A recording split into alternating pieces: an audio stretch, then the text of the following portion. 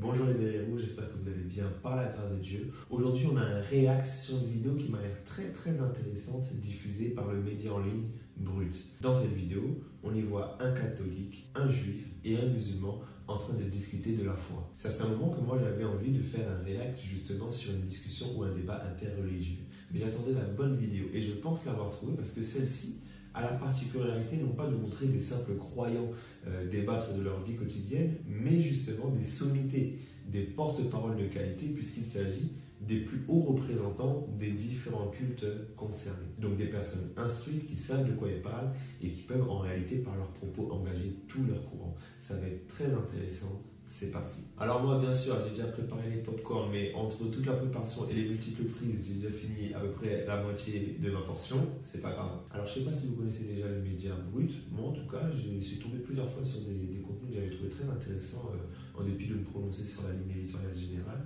Mais ponctuellement, ça et là, j'ai souvent trouvé des interviews ou des vidéos qui étaient, en tout cas, qui ont attiré beaucoup ma curiosité. Et donc, celle qu'on va étudier aujourd'hui. Alors, déjà, le truc qui est intéressant, c'est quoi? Catholique, juif, musulman, quand trois représentants religieux se rencontrent, et là on voit trois personnes en train de rigoler. Comme quoi, on peut rigoler entre les différentes religions.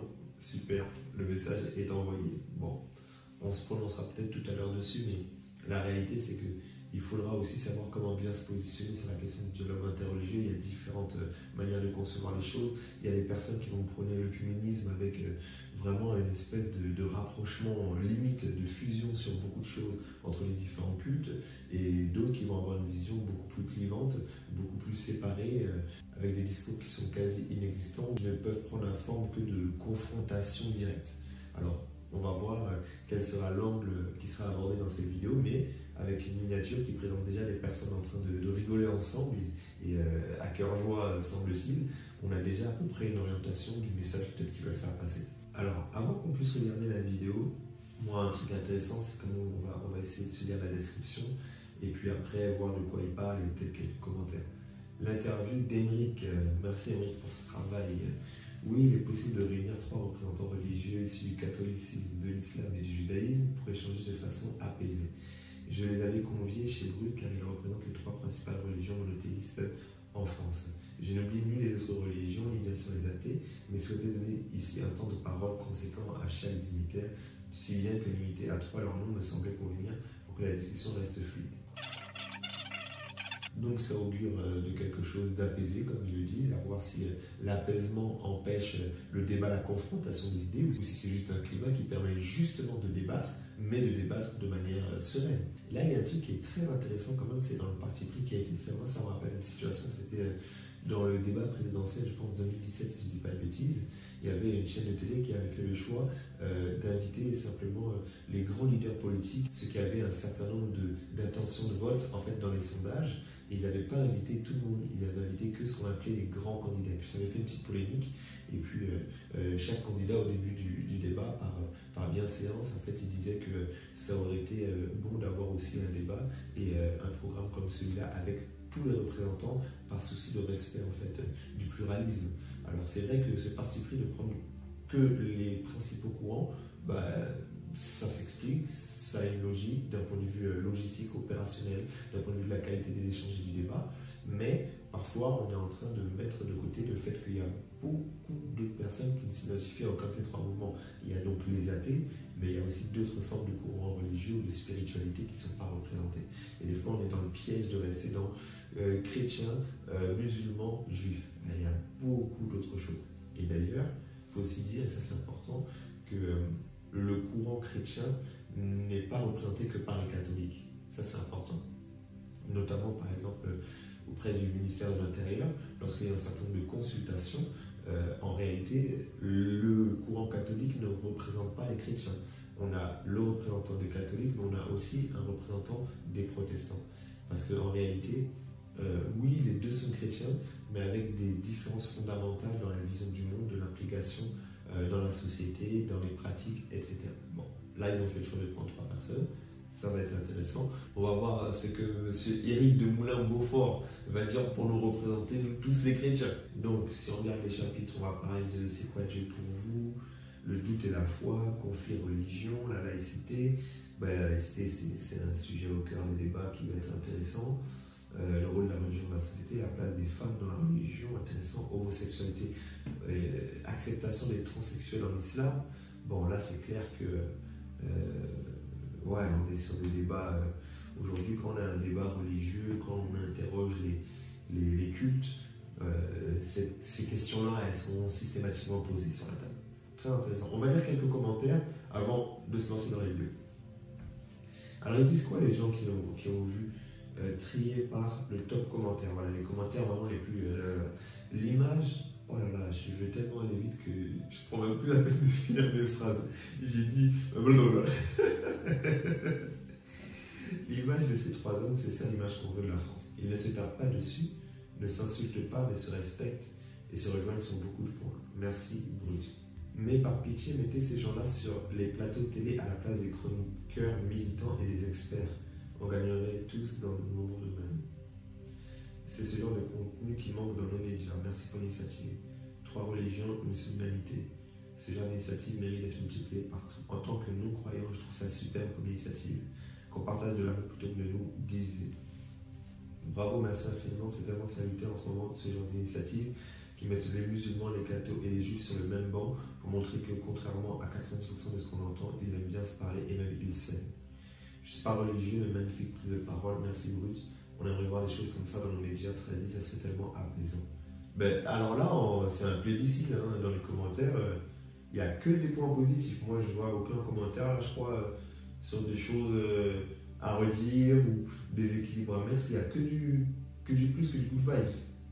Ah ouais.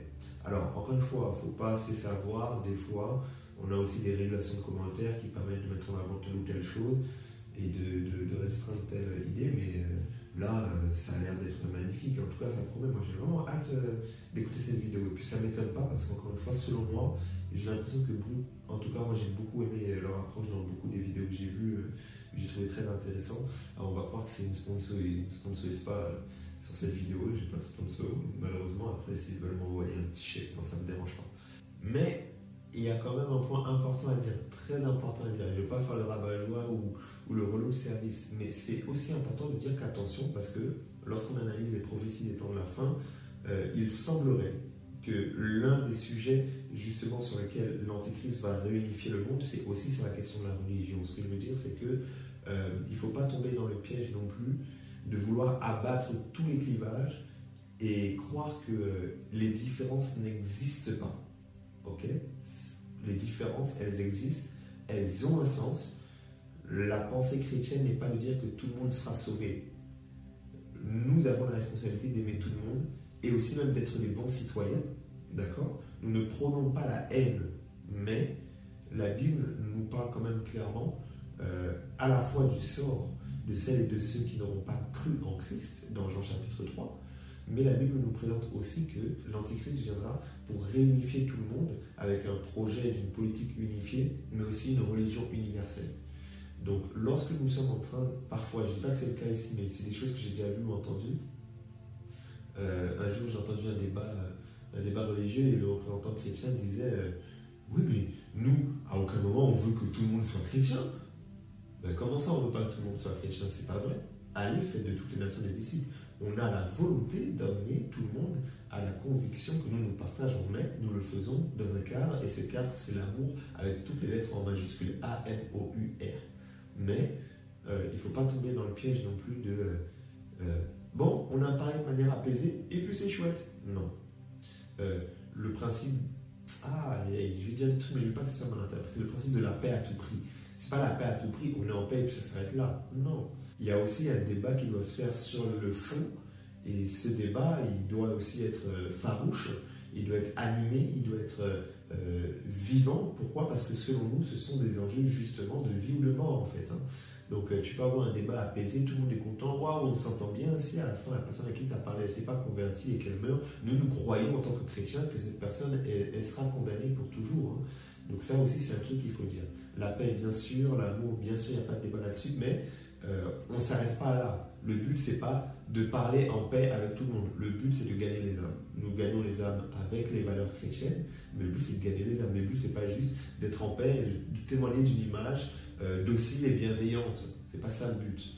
Parce que des fois, il y a des choses qui sont pas suffisamment dites là-dessus. Alors, on a suffisamment parlé dans l'intro, on va balancer la vidéo tout de suite. Quelques petits popcorn pour se mettre bien.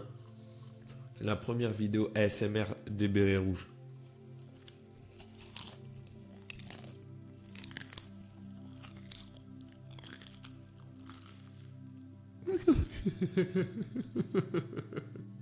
Bon, et bien, let's go, hein. On va commencer, on va checker ça et puis on va en discuter, c'est parti. Bon, alors j'en profite pour dire une chose que peut-être ils ne savent pas, hein, mais c'est que ma maman est née à Alger. Voilà, voilà. Il n'y a pas Déjà, ah ben c'est là ils ont pris la miniature, je pense. Déjà, tu vois, c'est ce que je te disais. Le côté, voilà, on est content, tout le monde va bien. Mais c'est beau, c'est vraiment beau. Que du love et c'est vraiment important parce que autant j'ai dit que il faut pas non plus être dans le monde des bisounours, autant la réalité c'est que les cultes sont parfois vraiment instrumentalisés et on a beaucoup de situations dans les médias où on cherche à créer des séparations, des barrières, alors qu'en réalité très souvent les cultes et les croyants s'entendent très bien, très souvent. Mais parfois ces causes sont un peu instrumentalisées pour créer en fait des divisions qui n'ont pas lieu d'être. Donc c'est bien de commencer comme ça, mais c'est quand même amusant. Voilà, gloire à Dieu. On aimait chez lui, maintenant on le trouve. Lui, c'est Éric de Moulin-Beaufort, il est catholique, c'est le président de la conférence des évêques de France. À ses côtés, Shems Eddin Hafiz, il est musulman, c'est le recteur de la grande mosquée de Paris. Et lui, c'est Raïm Korsia, il est juif, c'est le grand rabbin de France. Que des boss. Ça y est, né à Oran, mais voilà. Voilà, Alger. Là, c'est que des boss, c'est vraiment les big boss de leur courant. Alors, on n'oublie pas les autres religions, les athées, cela fera peut-être l'objet d'une prochaine vidéo sur Brut. Vous avez eu raison de parler des athées parce qu'on n'a jamais voulu une société où il n'y ait que des religieux. Vous allez voir, ici, ils ont le temps de s'exprimer sur ce qu'il est. Alors tu vois, on n'a jamais voulu une société où il n'y ait que des religieux. On a quand même l'objectif pour nous en tant que chrétiens d'aller faire de toutes les nations des disciples. C'est là où tu vois la différence entre la posture juive et la posture chrétienne. Le juif n'est pas dans ce que nous on appelle l'évangélisation. Tu vois, le but de faire du prosélytisme, de gagner tout le monde, voilà. Ils sont un peu moins dans dans le sens noble du terme, hein, dans cette agressivité, dans ce aller qui caractérise le chrétien qui va se déplacer, qui va implanter des églises, qui va rencontrer et qui va faire de chaque lieu où il est un terrain missionnaire. Le juif n'est pas toujours dans cette pensée-là, donc c'est pour ça que lui, c'est pas pour rien que ce soit le juif qui le dit. Hein. Lequel de vous trois a raison? Allez, c'est parti. Le gamin. Chacun a raison pour lui. Il faut accepter l'idée qu'on se bat pas pour avoir... Moi, je me bats pas pour dire j'ai la vérité. C'est nous, on a raison. On a raison, les chrétiens. Avec sa vérité. Et il y aura un athée ici, je dirais que c'est compatible avec ta vérité dans la mesure où tu arrives à avoir cet humanisme dont je parlais tout à l'heure qui, au fond, de mon point de vue, éclaire le verset de la Bible, tu aimeras ton prochain comme toi-même. Là où il y avait marqué Dieu là-dedans, tu aimeras ton prochain comme toi-même. Et... C'est là où il y a un piège. Après, je vais peut-être un peu trop vite en besogne. Hein. Maintenant, il ne faut pas oublier que, selon moi, les représentants des cultes, quand ils sont dans des exercices comme ça, ils sont dans des exercices médiatiques, donc ils sont avec beaucoup de respect, hein, quand même dans des opérations séduction. Ils doivent être très lisses dans leurs propos. Je ne dis pas qu'ils ne pensent pas ce qu'ils disent, certainement ils le pensent, mais on va aussi utiliser des formulations pour ne pas être trop mal perçu. C'est pas ça la question. J'ai l'impression que je fais d'une Clément Viktorovitch analyse rhétorique. La question c'est qui a raison. Lui il dit on doit tous s'aimer. Oui, on doit tous s'aimer, mais c'est pas parce qu'on s'aime tous qu'on a tous raison. On peut tous s'aimer, mais considérer qu'on a raison, considérer que l'autre a tort. On aime tout le monde, mais c'est pas parce qu'on aime tout le monde que tout le monde a raison. Si on est dans la construction d'une société où chacun garde son opinion sans aller interdire à l'autre d'avoir son opinion, bah... Pareil, on n'a pas dit aux gens que c'est interdit d'avoir leur opinion. On a juste dit qui a raison. C'est quoi Dieu pour vous? C'est difficile à... Est-ce qu'on peut le définir? Oui, c'est une belle question. Quelquefois, pour ma part, Il a laissé un silence. Il a dit répondez. C'est quoi Dieu? Bonne question. Est-ce qu'on peut le définir? Oui, c'est une belle question.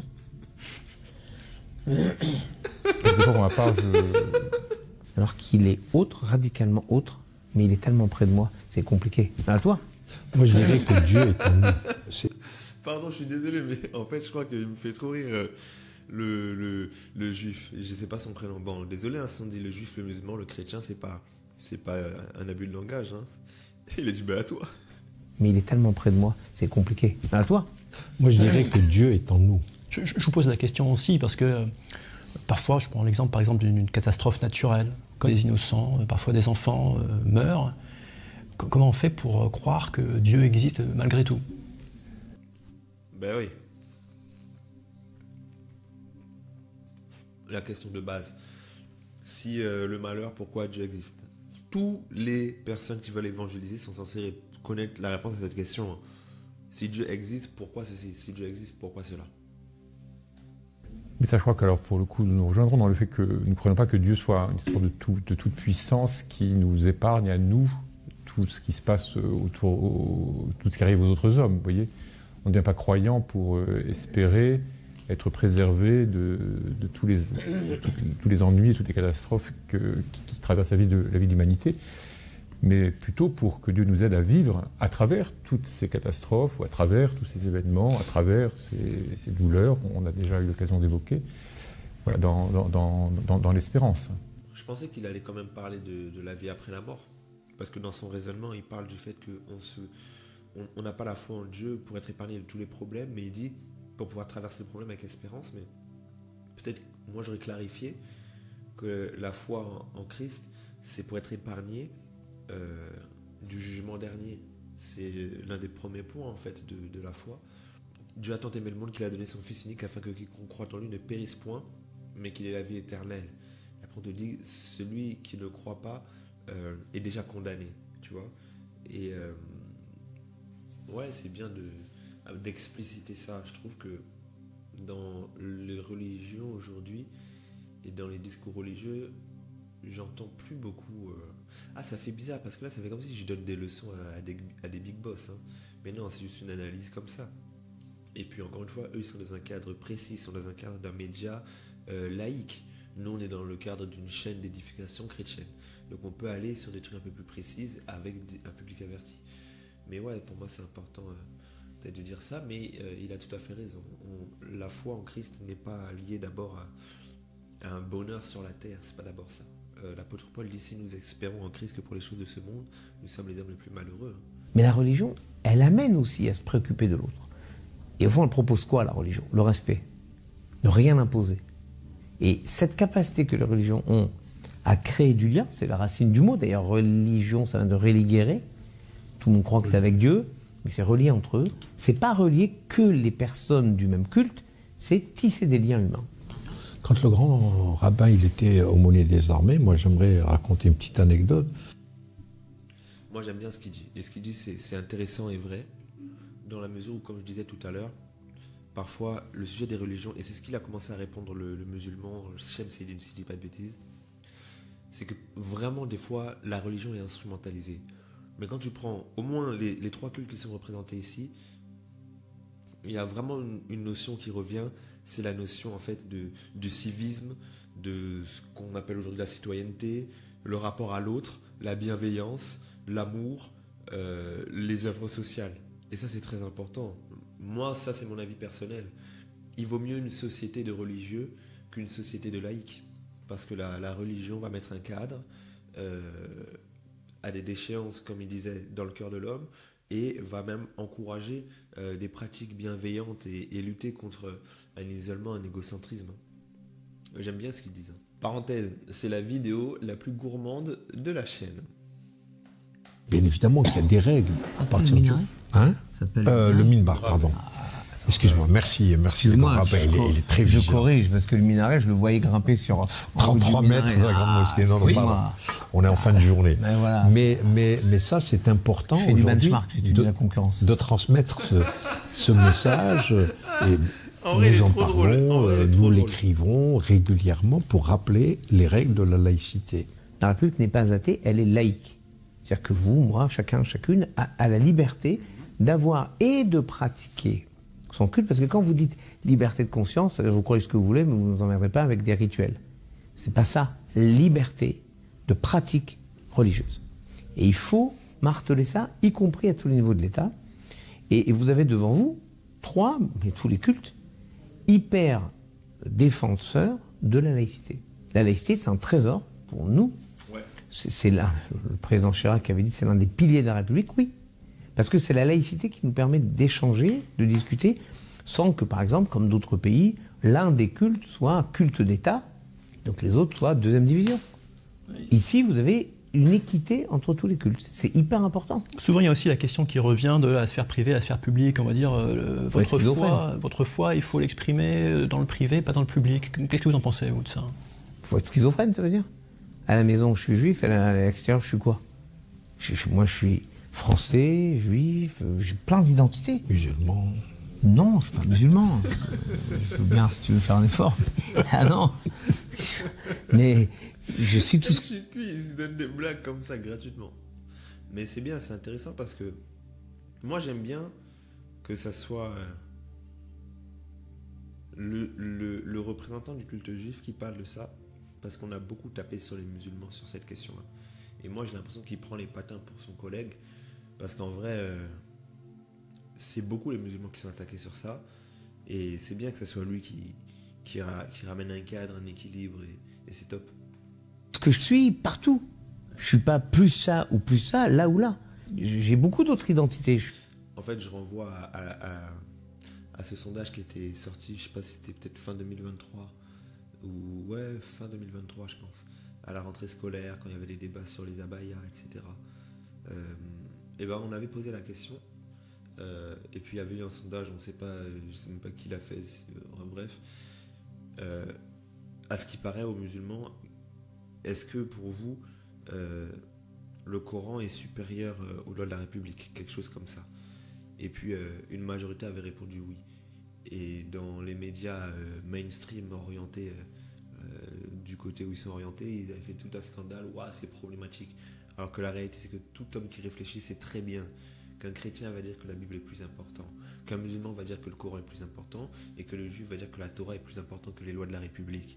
Maintenant, la question c'est, est-ce qu'il y a une opposition forcément entre la Bible, entre le Coran, entre la Torah et les lois de la République? Et en fait, il n'y en a pas forcément.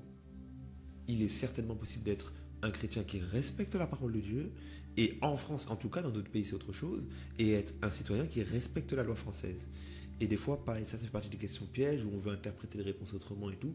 Et là, moi j'ai beaucoup aimé que ça soit le représentant du culte juif qui réponde ça. Yosh, frère, tu veux que je sois juif dans ma sphère privée, et puis à l'extérieur, je suis quoi? Je suis schizophrène. J'ai beaucoup aimé sa réponse. Vous imaginez en France, si on le faisait à 5h du matin, moi, à la Grande Mosquée de Paris, je ferais l'appel à la prière. Ça serait vraiment faire injure à tous ceux qui ne sont pas musulmans. Tu te lèves à 5h du matin. Non, mais il y a effectivement, tu sais que l'imam, il dit As-salat khair min nawm. La prière, c'est mieux que le sommeil. Oui, ça, c'est la théorie, ça. Non, mais je t'assure, c'est vrai. Mais en réalité, vous imaginez... Et donc... Tu vois, cette scène... Bon, là, c'est juste comme ça. En fait, elle est intéressante parce que tu vois que tu as le représentant du culte musulman qui parle beaucoup, qui essaie d'expliquer, qui est dans la pédagogie, parce que pour eux, c'est très important de se faire comprendre. Tu as le représentant du culte juif qui, lui, il est tellement tranquillou, tellement sûr de lui, je ne vais pas aller en détail là-dessus, que du coup, il peut même faire des blagues, il est détendu, même, tu vois, dans son langage corporel, qu'il est vraiment détendu, il est dans la sympathie. Et tu vois le représentant du culte chrétien qui est tout calme, tout réservé, il a même les mains comme ça, il baisse la tête. Je sais pas s'il est en prière. C'est terrible ça. Cette image, elle me fait sourire. C'est 3 attitudes qui sont différentes là sur cette séquence. Très discret. Si vous avez besoin d'aide, jamais j'ai vu le Secours catholique. À Reims, ils étaient dans ma rue, donc je les connaissais bien. Jamais je les ai vus demander un certificat de baptême avant d'aider quelqu'un. Oh, ça c'est sûr. Donc ça veut dire que poussés, mus, comme vous le disiez, mus par le plus intime d'eux-mêmes, tous les bénévoles, mus par le plus intime d'eux-mêmes, c'est-à-dire leur foi, pour aider les autres, aider les faibles, viennent prendre de leur temps dans l'espace public, aider des gens dont on n'est même pas certain qu'ils soient tous catholiques, et dont on ne cherche pas à savoir s'ils sont tous catholiques. Pourquoi vous voulez amputer la France, la République, la société de ce dévouement, de cet engagement? Ça serait incroyable qu'on dise, vous devez tous garder votre foi à la maison, et dans l'espace public, on ne veut plus votre engagement de secours catholique. Moi, je trouve... c'est souvent, on dit les religions, c'est des religions, c'est machiste. Qu'est-ce que vous en pensez? Alors, pardon, comme vous savez, chez les catholiques en particulier, parce que ce n'est pas tout à fait le cas chez les protestants, mais chez les catholiques, les prêtres sont... Attention, il va nous tirer dessus ou quoi? Attention, soyons extrêmement vigilants. Un gros bisou aux catholiques qui suivent la chaîne des Bérets Rouges. Comme vous savez, chez les catholiques en particulier, parce que ce n'est pas tout à fait le cas chez les protestants, mais chez les catholiques, les prêtres sont forcément des hommes. En revanche, dans la vie catholique, si vous allez fréquenter une paroisse catholique ou un diocèse catholique, vous verrez beaucoup de femmes, et qui aujourd'hui ont éventuellement énormément de responsabilités. Beaucoup des plus hautes figures... Ouais, en fait, tranquillou, il a raison, il est en train de dire que chez les protestants, on a des femmes pasteurs, quoi, tout simplement. Dans certains courants protestants, il y a des courants protestants qui ne le tolèrent pas et d'autres courants protestants qui le tolèrent. Des femmes qui soient pasteurs, etc., prédicatrices et à tout degré de responsabilité. On dit que l'islam est une religion misogyne, les femmes, elles sont enfermées chez elles, etc. C'est plutôt des traditions. Mais quand vous prenez le Coran lui-même, et moi je donnerai un seul exemple, la première personne musulmane qui a suivi le prophète de l'islam lorsqu'il a eu la révélation, c'était son épouse Khadija. Et il y a plusieurs versets coraniques qui rappellent l'égalité et la complémentarité homme-femme. On peut avoir physiquement des différences, une personne qui donne la vie, une autre qui est un peu plus forte physiquement peut-être, mais en même temps, elles sont des âmes, ce sont des âmes qui croient en ce Dieu unique. Il a dit un truc important, il a fait un parallèle, il a dit il y a une distinction entre la tradition qu'on peut observer aujourd'hui et le Coran, pour lui, qui est donc le texte sacré. C'est-à-dire que moi je crois aussi que ce qu'on voit se faire aujourd'hui dans le mouvement religieux, beaucoup de choses sont le poids des traditions, de la société, mais quand tu vas dans les textes écrits, il y a beaucoup plus de débats. Peut-être aussi parce que à l'époque où les textes ont été écrits, effectivement la société était différente de la société d'aujourd'hui et que la place des hommes et des femmes n'est pas celle qui est aujourd'hui. Donc on peut supposer que ça pose aussi la question de l'évolution de la pratique religieuse, que la façon dont on pratiquait la religion à une époque et celle dont on la pratique aujourd'hui peut-être est différente et peut-être qu'il faut faire évoluer les choses. Vous êtes favorable à cette évolution et dans quelle mesure, comment précisément? Là il pose une question piège parce qu'il parle de faire évoluer les pratiques par rapport à la société, mais les pratiques sont censées d'abord être basées sur le texte sacré. On va voir comment ils vont répondre à ça. Alors en tout cas dans le livre de la Genèse, qui est le premier livre de la Bible qui nous est tout à fait commun, dans le récit de la création, on dit que Dieu crée l'homme, il le créa homme et femme il créa, à l'image de Dieu il le créa. Donc dès le point de départ, ce qui est affirmé, c'est que l'image de Dieu c'est l'homme et la femme. Et Dieu est pensé au masculin tout de même. En fait, il est pensé comme au-delà du genre. Il n'est pas dans un genre. Mais il y a aussi les minorités sexuelles, et notamment l'homosexualité. Les homosexuels. Yeah, ça commence. C'est aussi un argument qui revient souvent, c'est que les religions regardent l'homosexualité de manière assez négative, voire les discriminent, quoi. Jamais une discrimination, jamais. Jamais. Vous montez, vous descendez, vous ne trouvez pas dans la Bible la moindre discrimination. Qui est une logique simple. C'est une logique qu'il faut assumer. Vous étudiez les sociologies des organisations, oubliez la religion 2 secondes. Vous étudiez la sociologie des organisations et vous apprenez, première leçon 1, le but premier d'une organisation est la pérennisation de l'organisation. Évidemment, l'homosexualité, ça n'encourage pas vraiment la pérennisation de l'organisation humaine. Et donc les sociétés vont produire l'idée que il faut se marier pour avoir des enfants et donc pérenniser la société avec des enjeux comme combien d'enfants c'est répondre à l'exigence biblique de croître et multiplier. Combien? Bon bref, il y a un débat. Mais je me défie de trouver un endroit dans la Bible, dans toute la Bible, un seul, où il y a une discrimination. Et moi, je sais que j'ai engagé... C'est intéressant parce que... C'est intéressant. Je ne sais pas si vous avez regardé la subtilité. Je ne sais pas si c'est fait exprès ou pas, mais c'est intéressant parce que là, il dit « Je vous mets au défi de trouver dans toute la Bible. Vous montez, vous descendez. » Mais il ne dit pas dans tous les textes sacrés en comprenant le Coran. Parce que lui, en tant que représentant juif, il aurait pu s'arrêter juste à la Torah. Mais il parle de la Bible de manière plus large. Donc la Torah plus les textes que les chrétiens utilisent. Et il dit dans ces textes-là, tu montes, tu descends, il n'y a pas. Mais dans son discours, il exclut le sujet du Coran. Il ne se prononce pas là-dessus. C'est intéressant et c'est un homme très intelligent, je pense. Je pense qu'il fait ça à dessein. Il sait pourquoi il dit ça. Maintenant, il ne va pas parler pour les autres. Mais pour sa part, lui, il se limite à parler de la Bible. Et la Bible comprend la Torah. Ah, ça, c'est intéressant ça. Donc ça veut dire qu'il faudra forcément écouter le représentant du culte musulman pour avoir aussi son avis là-dessus. Effectivement, le Coran organise la société et l'élément fondamental, c'est la famille. C'est un homme, une femme qui se marient, qui ont des rapports sexuels pour avoir des enfants. Chez vous, c'est pas plusieurs femmes, même éventuellement, je sais pas. Je suis pas très sûr, parce que même ce verset prête à confusion. Il est taquin de ouf.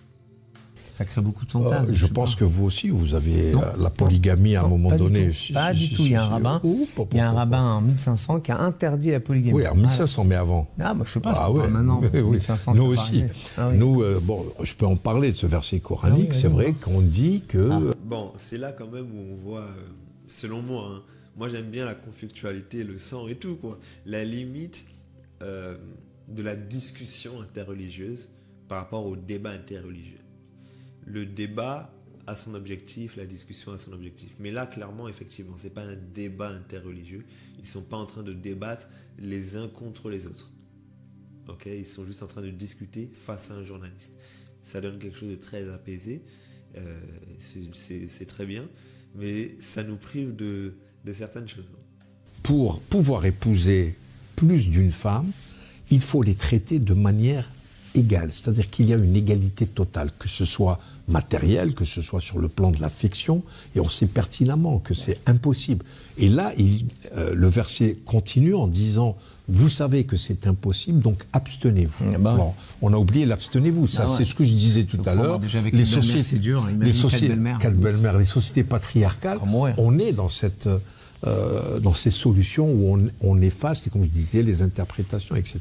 Alors là, je spoil déjà ma réflexion, c'est que j'attends de voir ce que le représentant du culte catholique va dire, parce que dans le courant catholique, et pas que d'ailleurs, même chez les protestants, il y a une idéologie en marge qui soutient l'homosexualité et qui dit que l'homosexualité ne doit pas être considérée comme un péché dans le sens dans lequel nous on l'entend, mais plutôt comme une déviance. Et donc c'est une déviance, c'est-à-dire que ce n'est pas la norme ou encore la pensée originelle de Dieu, mais que ce n'est pas un péché dans le sens où cette personne ne peut pas être chrétienne, ne peut pas être sauvée, ne peut pas progresser avec Dieu, et voire même ne peut pas être dans la prêtrise. Ça, c'est un courant en marge, donc il n'est pas majoritaire, mais c'est un courant qui existe et qui dit qu'en fait, quand tu vas, bon, je ne vais pas reprendre tous leurs arguments, mais quand tu vas étudier un certain nombre d'arguments, et ils en ont des arguments, hein, et ben ils disent qu'en fait, c'est possible d'être homosexuel, bibliquement parlant. Est-ce qu'au sein de vos communautés, cette ouverture d'esprit, elle vous semble partagée? Ou est-ce que, il y a quand même, là, vous avez parlé par exemple des transsexuels, est-ce qu'au sein de l'essentiel des musulmans de France partagent votre avis sur les transsexuels, vous pensez? J'aime beaucoup le journaliste, parce que le journaliste, tu sens qu'il n'est pas là pour créer des problèmes, mais il fait quand même son travail par rapport à son objectif quand même de présenter une image apaisée. Il va quand même sur certaines questions rebondir et amener voilà, un besoin de clarification et de précision. En fait, là, sa question, il est en train de dire, oui, vous êtes ouvert, d'accord, mais concrètement, les gens que vous représentez, c'est comment? Parce que ça, c'est vrai que c'est important. Vous prenez les discussions des représentants des cultes dans les médias, face à des journalistes, etc., et vous regardez ce qui se passe dans les cultes appropriés, des fois, c'est le jour et la nuit. Ça, c'est vrai, il faut le dire. Après, voilà, c'est difficile de maîtriser l'ensemble des personnes qui se revendiquent d'une telle foi ou d'une telle autre. Mais oui, c'est vrai, quand on regarde la réponse que ces gens donnent, on observe quand même des différences avec parfois ce qu'on peut observer dans la pratique. Et des fois, dans la pratique, c'est pas exactement le même discours qu'on voit parmi une part non négligeable en fait des personnes qui représentent. Je ne sais pas s'ils partagent, mais en tout cas, c'est ce que nous essayons de répandre au niveau de la Grande Mosquée de Paris.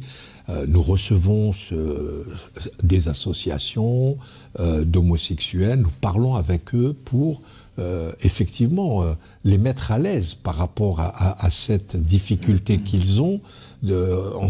Nos cultes, et on ne voulait pas que ce soit un seul culte, on est tous concernés. Donc on travaille sur cette acceptation de l'autre, non pas comme une sorte de condescendance, il faut bien les accepter comme il est, mais comme la reconnaissance pleine et entière de l'humanité de chacun et de chacune. Il y a un point majeur, c'est la place de l'humour. Est-ce qu'on peut rire de Dieu? Charlie. On fait que ça. Ou Dieu, Dans le judaïsme, on fait que ça. ou Dieu rit de nous, mais Mais oui, on peut rire. Ce qu'il faut, c'est ne jamais essayer de ne jamais rire pour blesser. Maintenant, il y a une culture française de la dérision et, je dirais, La caricature, de la critique et parfois acerbe. le droit au Ça blasphème. fait partie de la règle du jeu, pour moi, il n'y a pas de souci. mais la question en tout cas c'est pas Dieu qu'on offense, c'est les hommes qui sont offensés, c'est les hommes qui se trouvent blessés, méprisés dans les représentations qui ont le plus de sens pour eux. Si quelqu'un veut offenser Dieu, c'est comme une sorte de défi prométhéen, vous voyez, face à Dieu comme ça. Bon, ben, c'est son secret à lui, c'est son problème à lui. Et il le réglera avec Dieu comme Dieu voudra le régler. Il n'y a pas d'homme qui puisse interférer là-dessus. Moi, je suis pas tout à fait d'accord. Moi, il y a un truc qui me dérange quand même dans leur discours. C'est pas qui me dérange parce qu'en soi, ils ont raison dans ce qu'ils disent. Moi, je trouve qu'il y a plusieurs choses à dire. Je crois que là, ils sont dans une approche politique par rapport au fait qu'ils répondent à des laïcs. Mais nous, entre chrétiens, je crois qu'on doit aussi être conscient, quand on est dans le cadre chrétien, en train de discuter avec des chrétiens, on doit être conscient aussi des enjeux spirituels qu'il y a par rapport au fait qu'une nation puisse bien ou mal agir vis-à-vis de la personne de Dieu ou de la religion. Ce que certains pourront appeler des malédictions qui pourraient arriver lorsqu'un pays va volontairement et de manière frontale s'opposer à la personne de Dieu. Il y a une phrase où moi personnellement, c'est pas ma conception des choses, je sais plus c'est lequel qui l'a dit. Ça ne dérange pas Dieu, ça n'offense que les hommes. Non, moi je pense que Dieu c'est un Dieu jaloux, je pense que Dieu c'est un Dieu de jugement. D'amour aussi, bien sûr, il n'y a pas à opposer ces idées-là, mais je crois que dans la Bible, on voit quand même des passages dans lesquels Dieu ne reste pas indifférent aux affronts des hommes. Voilà, c'est ça que je vais dire. Et puis, la deuxième chose à laquelle moi je suis pas forcément d'accord, c'est aussi sur le fait que ce qu'ils ne disent pas, et puis c'est normal parce que là, ils veulent pas se présenter comme dans une position victimaire, ils veulent pas accuser qui que ce soit d'autre chose. Mais moi, il y a un truc qui me dérange, c'est que je crois qu'en France, notamment, il y a quand même un deux poids deux mesures, il faut le dire. Ce que fait Charlie Hebdo, admettons qu'on dise qu'il n'y a pas de problème. Ok, soit. Maintenant, moi, je vous le dis, c'est mon avis. Il y a un média musulman qui commence à avoir le même ton, la même virulence, la même radicalité dans les propos, dans les idées, dans le message, vis-à-vis soit de la République, soit vis-à-vis du culte juif. Moi, je suis pas sûr que ça passe de la même manière. Dites-moi ce que vous pensez en commentaire. Est-ce que vous pensez que la caricature, l'offense, l'outrance, le blasphème, c'est une règle qui est universelle pour tout le monde en France, ou est-ce que vous pensez aussi qu'il y a un deux poids deux mesures? Moi, personnellement, il y a un Charlie Hebdo musulman qui attaque les juifs de la même manière que Charlie Hebdo a attaqué les musulmans. Il y a des musulmans qui attaquent le président, la République, de la même manière que Charlie Hebdo fait ses caricatures. Moi, pour moi, ça passe jamais de la même manière, jamais de la vie. Et ça, pour moi, ça c'est un truc qu'il faut dire. Maintenant, je comprends que eux, dans leur posture, ils le disent pas à ce moment-là. La vie, il faut accepter que les autres puissent se moquer de nous, se moquer de notre religion. Par contre, qu'on se comprenne bien, je suis d'accord avec le principe de dire on va pas aller se battre forcément avec toutes les personnes qui nous critiquent. Il faut accepter la moquerie, il faut accepter la critique, il faut accepter l'humour, parce que chacun est libre de ses actions. Moi, je suis pas en train de dire qu'il faut restreindre la liberté des gens, qu'ils fassent ce qu'ils veulent, mais je suis contre le fait de dire oh, qu'ils fassent ce qu'ils veulent, c'est pas grave, il n'y a pas de conséquences. Moi, je crois qu'il y a des conséquences spirituelles sur un pays, je crois qu'il y a des conséquences aussi par rapport à leur propre vie. Je ne pense pas que ce soit des bonnes choses pour quelqu'un de s'adonner à ce type d'exercice. Comme il a dit, lui. Pareil. Je vous remercie de cette discussion qui en fait, si je vous écoute, effectivement, il y a une grande ouverture d'esprit. On a l'impression que c'est possible de discuter sans partager la même religion. Mais pourquoi vous aviez le préjugé que religion égale fermeture d'esprit? C'est intéressant de savoir ça. C'est une bonne question. Non, c'est moi qui l'ai posée. Répondez à ma question. Je vais vous répondre. Pour moi, c'est pas un préjugé. C'est-à-dire que je constate, malgré tout, que parfois, alors pas tout le temps, et dans la majorité des cas, finalement, la vie se passe plutôt bien. Mais parfois, il y a des incompréhensions, peut-être, ou des méconnaissances. Non, mais moi, j'aime pas ça. Je pense que c'est monté. Franchement, je pense que c'est monté. Je pense que vous en pensez quoi en commentaire, les gars? Moi, je pense que c'est quelque chose qui est construit, qui n'est pas vrai, le clivage religieux, en tout cas en France. J'ai pas cette impression-là. J'ai pas cette impression qu'on puisse en faire une norme, que les religieux sont parfois fermés. Non. Il y a des cas isolés, mais qui sont tellement isolés que ça n'en est pas du tout un sujet de discussion ou un point de départ d'une posture. Moi, je pense pas. Moi, je comprends pas que quelqu'un puisse partir du principe que les religieux soient fermés. Je pense que c'est vraiment quelque chose qui a été construit par les médias, construit par... je pense vraiment que ça a été construit. Je crois qu'il y a des groupes sociétaux qui, oui, ont des difficultés de cohabitation, et on peut voir ça aussi en Occident, que certains brassages, certains métissages, certaines créolisations, certaines assimilations sont plus ou moins difficiles. Pour moi, sur certains sujets, on peut en débattre. De la proportion ou du degré d'adaptation, du degré de vivre ensemble ou quoi. Mais moi, j'ai l'impression que sur le sujet religieux, il n'y a pas un réel souci, selon moi, de vivre ensemble. Je parle des cultes entre eux. Je ne parle pas d'abord des cultes par rapport à la société, mais même surtout encore plus des cultes entre eux. Les cultes entre eux, moi en tout cas, j'ai jamais vu des croyants s'embrouiller. Que ce soit à l'école, que ce soit au travail, que ce soit dans le train. J'ai jamais vu des croyants en train de s'embrouiller entre eux à cause de la foi. Au fond, il y avait une incompréhension. Qui dit incompréhension dit radicalisation. Il me saoule, il m'énerve, je vais l'énerver. Et on rentre parfois dans des guerres de voisinage pour ça. Y compris de voisinage dans la société. Des gens qui ne se comprennent pas. Combien de fois j'ai vu des...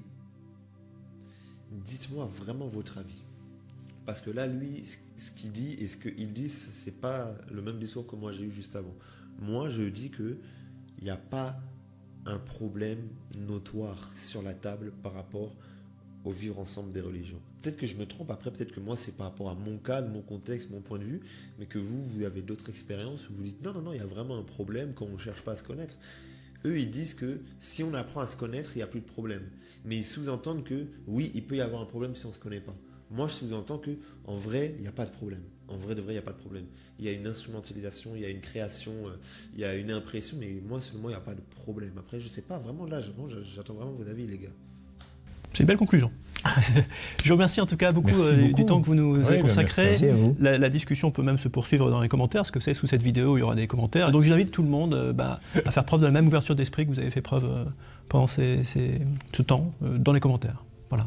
Merci. Merci beaucoup. Yes, voilà, on est à la fin. Trop bien. Moi, j'ai beaucoup aimé. Je sais pas pour vous. C'était Emeric. Merci, Emeric. Le pourcentage de chances qu'il voit cette vidéo est proche de 0,5. Mais merci, moi je trouve que c'est une bonne démarche, c'est intéressant, encore une fois. On n'est pas dans un débat, donc il ne faut pas y chercher ce qu'on y trouve dans un débat. Il y a un objectif derrière, c'est aussi de témoigner d'une image de consensualité, d'apaisement, de bienveillance. le message il est passé de manière formidable, des discussions en toute bonne intelligence, la possibilité de bien comprendre l'autre. On sent que ce sont des personnes rodées, ce sont des représentants, des hauts représentants de leur courant religieux, donc ils parlent avec maîtrise, avec sagesse, et c'est trop bien. J'ai bien aimé cette vidéo, je sais pas pour vous. Bientôt, je pense qu'on va quand même se visionner un débat, vraiment un débat sur des idées de fond, sur la divinité de Jésus, par exemple, ou autre. Dites-moi si ça vous intéresse dans les commentaires. En tout cas, on est à la fin de cette vidéo. J'espère qu'elle vous aura plu, qu'elle aura contribué à votre édification. Si c'est le cas, tu peux liker la vidéo. Tu peux aussi la partager à quelqu'un d'autre pour qu'il puisse être édifié tout comme toi. Et en attendant, je vous dis béret rouge, repos.